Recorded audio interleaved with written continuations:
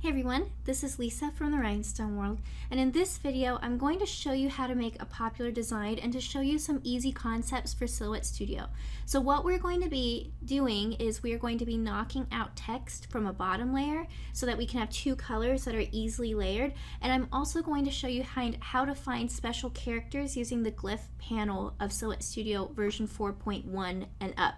So this goes great with the video we have linked below on pressing our two-color design. So in this video, I'm going to show you how to set it up. So the first part I'm going to do is I'm going to do my first set of text that will be the bottom layer. So this is going to be a may contain glitter design. So let's go over here and I'm going to type out may in all capital letters. And right now my default text is Arial. Let's go ahead and change our text. So I'm just going to go up here to my little text up here and we're going to change this over to impact font. And the reason why I use impact font is that it's nice and bold and it also has no tapering to it, so it makes a good base to read. So now we want to make a copy of it. I'm going to hold down the Alt button and you can see my mouse changes to a plus sign. Click and drag this down and now we have our design down here. Let's double click. So double click does a green box around it, which means we are back in text edit mode. So let's go right here and then let's do contain. And now we just want to go ahead and resize this. So I like to fill in my colors as soon as I draw them. I think in my mind it makes it easier to see. So I'm going to go ahead and extend my may a little bit bigger. I don't want it to be the full width of my bottom one like I would with a knockout design, but I kind of want it to be about like this. So let's go ahead, bring that, and I'm going to find my align tools from my quick access toolbar. Let's just center align them. So I have this all set, and now what I want to do is I want to convert this over to one big object. So if I were to click on this right now, I could change the text. A problem is that Silhouette Studio recognizes letters as individual objects, and so right now we have 1, 2, 3, 4, 5, 6, 7, 8, 9, 10 objects in here. So the more stuff you have in your workspace, the bigger the file, and then the next section that we're going to do is going to be more difficult. So let's go ahead, highlight both of these, and let's right click, make compound path. What I did is I changed this from text to an object, and then I also said, hey, all these shapes in here are actually one big object. So just like with one, you take two words and combine them to make a compound word, it's the same thing with compound path. And one way that we can check it is I can double click on this and you can see points show up. And so that means it's one big object. So let's go ahead and may contain, and now let's type glitter. So I have glitter. And now I'm going to go over and change my font. So I'm going to use my text panel on the right because I'm going to be using special characters as well. So I'm going to choose a font called Less Than Mall. I purchased this online with a commercial license a while ago. So let's go ahead, I'm going to fill this in. And let's go ahead and extend this out. So we have may contain glitter, and I want it to be kind of fancy. So this font actually has special characters to it. They're called glyphs. Basically, you can kind of change out a letter for one. So let's go over here. I'm going to highlight just my R, and then right here at the second tab of my text style window, I'll go to glyphs. So these are basically a character map of your font. It's going to show you every single character that's available in it. So you'll see you have your numbers and your letters first. And then as we go down further, you'll see we have little swooshes and, you know, pretty little things like that. And so that's what we're looking for. You can see we have these little twirls. And so I want one that's towards the bottom where it kind of swooshes underneath it. So we have P, Q, R. So we want this R right here. So now check that out. We have this may contain glitter. So let's go ahead and position this where we want. So now we have a couple of things we have to do. If you notice, we have overlapping lines with our text here. Like I said before, it recognizes it as individual letters. So if we were to cut it right now, those lines are going to cut too. So we want to get rid of all of these overlapping lines. We're going to do that by welding. So let's go right here to weld. And so now you can see this right here. Now check this out. This little tail thing got kind of weird.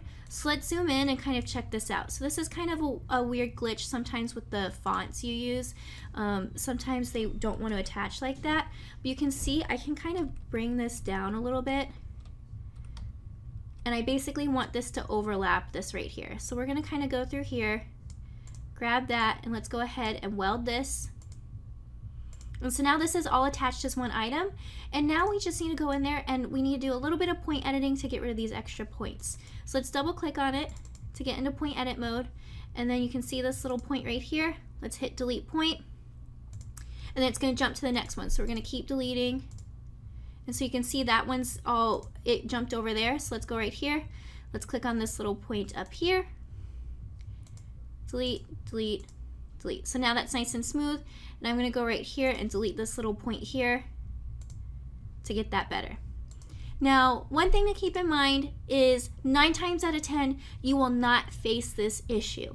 I was just very fortunate to pick the one font I have that wanted to be difficult about this.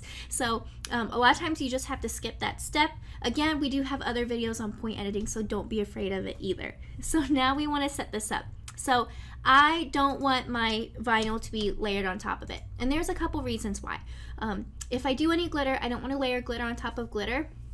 And also, when you can do a space between your two colors, I find that it can define that space a little bit more, and it can kind of make those colors stand out. So let me go over here, and I'm going to make a copy of what I'm doing so you can see the difference in what I'm about to do. All right, so we want to cut out this glitter from the bottom, but we also want space around it. So in order to do that, we're going to do an offset. So let's click on glitter. We're going to go to our offset panel over here on the right side, and we're going to choose offset. So now you can see a line is showing up here. We can preview our distance. So you can see this is kind of far away. So let's go ahead and set my distance a little smaller, maybe 0.08. I'm going to hit enter to preview. And I can see it's pretty close. I like that, so we can hit apply. So I always like to fill in my offset just so you can see it. So this is what I'm going to be cutting out of my design. So let's go over here, hold down shift, and click on may contain. So now my offset and my background is selected right now. Whenever you create an offset in Silhouette Studio, it stays selected. So I take advantage of it and go ahead and select my next thing with that one still there. Now let's go to our modify panel, go to modify, and let's click subtract. So now basically our offset is like a cookie cutter, and it cut out from my bottom shape. Now, one thing to know is that my bottom shape will be broken apart. So I always like to explain it, you know, if you have one piece of paper and you cut it in half, you have two now, you don't have one. And so what it did is it broke it apart. So we're going to keep this all selected, and we're going to right click, make compound path. So now you can see that's all joined together. So now we have our basic design with our text knocked out. Pretty easy to do, and then you can find the video in the description below where I show you how to cut and press it. So let me go ahead and grab this one and do subtract all. So now if I did this, you can see it would have to be layered exactly perfect, and it just doesn't define as well. So we have this all set. So you can go over here, let's get rid of this little guy, and then this is our design that we made. So find the link below and you can watch the video on how to cut and press it. If you have any questions, you can comment below, or you can email us at info@therhinestoneworld.com. Thank you, and don't forget to like and subscribe.